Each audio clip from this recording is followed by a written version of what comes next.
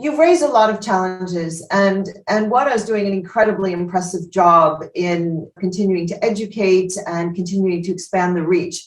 But if you had a magic wand and you could make one thing happen instantaneously to deliver on your mission more effectively, what would that be? For me, the magic thing would be to be able to spread education at a bigger scale. I believe, not just in Antwerp, I believe that society at large needs more education for many of the things we see nowadays in society.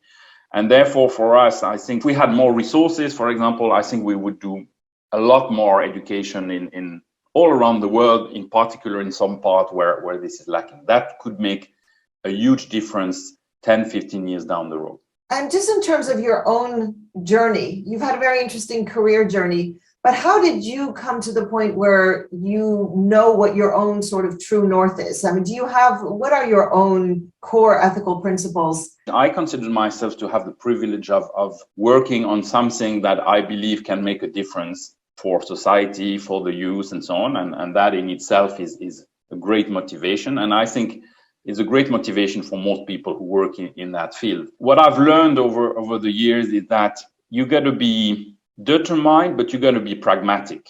What I've learned is that this is not, the world we live in is complicated. The views are very different from one part of the world to the other.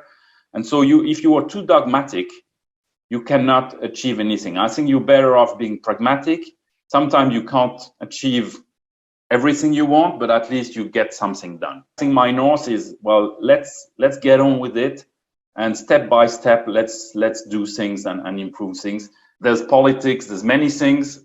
You can't do everything overnight, but I think every day is worth doing a little more. I think that's incredibly great wisdom. And